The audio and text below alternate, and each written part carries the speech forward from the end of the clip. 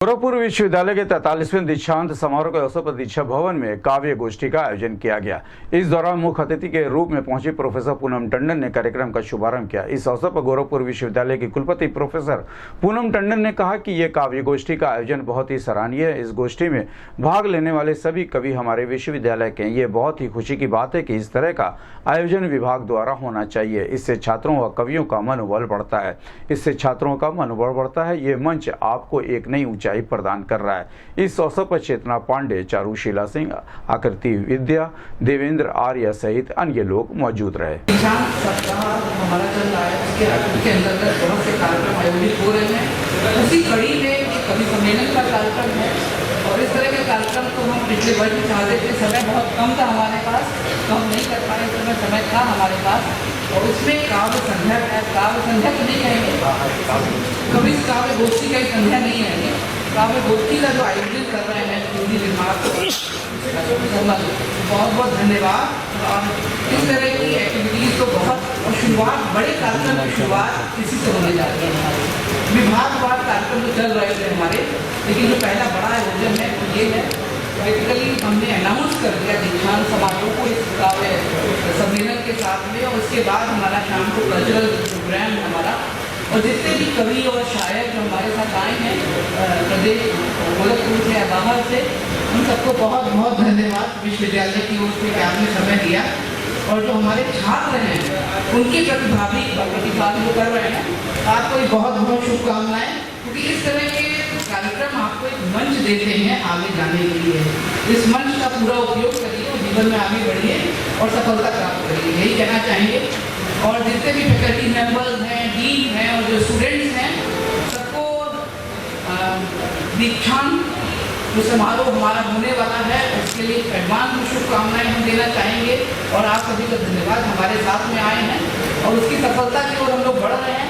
Nanda madam का भी धन्यवाद, एक सफल आयोजन की ओर ले जा रही है इस कार्यक्रम में लगातार। बहुत बहुत शुभकामनाएं।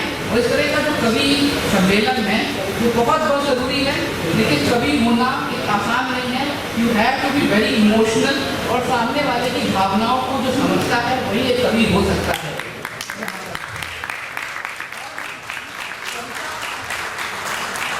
कविताएं बहुत सशक्त माध्यम होती हैं अपनी भावनाओं को, अपनी सामाजिक परिस्थितियों को, देश की परिस्थितियों को, इन सबको व्यक्त करने का और आम आदमी को ले जाने का और आम आदमी को मैसेज देने का भी एक सशक्त माध्यम है कविताएं।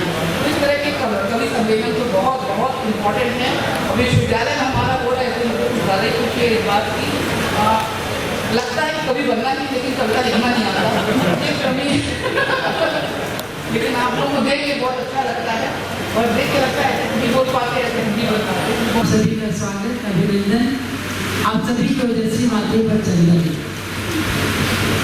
यह वह विश्वविद्यालय है जिसने भारत को शीर्ष राजनीति के चेहरे तो दिए, शीर्ष साहित्य के चेहरे तो दिए। आज दुनिया में जब हम एल्बम की बात कर रहे हैं तो गोरखपुर विश्वविद्यालय के फिजिक्स डिपार्टमेंट की आप गणना करना भूलेंगे नहीं। आज जब पूरी दुनिया वायरस से इलाज की बात कर रही है तो हम बड़े गर्व से अपने वहाँ के डॉक्टर भार्गवा का नाम लेते हैं और हम कहते हैं हाँ, भारत का सबसे बड़ा बायोलॉजी डिपार्टमेंट जो था वो इसी विश्वविद्यालय से शुरू हुआ। साहित्य में आज पूरे देश में जब मनीषियों की गणना होती है तो इस विश्वविद्यालय का नाम अनायास आ जाता है। इस विश्वविद्यालय का नाम बस इसलिए नहीं आता कि इसने बहुत शीर्ष चेहरे दिए, इस विश्वविद्यालय ने मानवता दी। इस विश्वविद्यालय से निकले हुए हर व्यक्ति के अंदर एक गोरखपुरियत की ठसक है। जब युवा साहित्य अकादमी के नए चेहरे सामने आए भारत के, जब इस विश्वविद्यालय के एलुमनाई ने बड़े गर्व से भोजपुरी में अपना स्वर बुलंद किया, तब हम समझ पाए कि इस विश्वविद्यालय को भोजपुरी अध्ययन केंद्र की स्थापना की आवश्यकता है। और आज जब इस विश्वविद्यालय ने घोषणा कर दी तो लगता है हाँ, हम सही जा रहे हैं। मैं विश्वविद्यालय की छोटी सी बच्ची हूँ और मेरे लिए बड़े गर्व की बात है कि आगे जो लोग बैठे हैं वो हमारे आचार्य हैं। हमने उनके आशीर्वाद में पढ़ना सीखा है। मेरे लिए बहुत उदंडता है कि कोई शब्द बोलने की मैं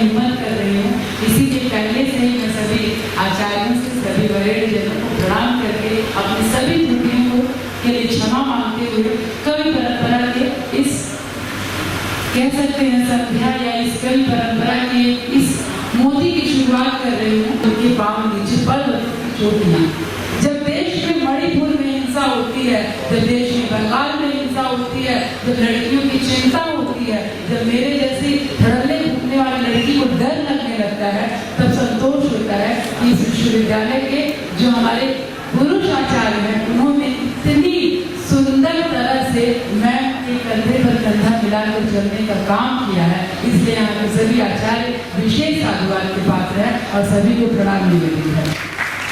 कविता की परंपरा वह परंपरा है जब दिनकर जी और नेहरू जी जा रहे थे और नेहरू जी लड़खड़ा गए तो दिनकर जी ने सीढ़ियों से उन्हें संभाला और कहा कि जब जब देश पर आफत आई है, जब जब देश को अपनी दशा दिशा भूली है, तब तब कवियों ने अपना काम बखूबी किया है। और आप गर्व करिए कि आज इस मंच पर उसी तरह के कवि उपस्थित हैं। आज इस मंच पर चेतना पांडे हैं जिन्होंने विश्वविद्यालय को राजनैतिक स्वर दिया है। इस मंच पर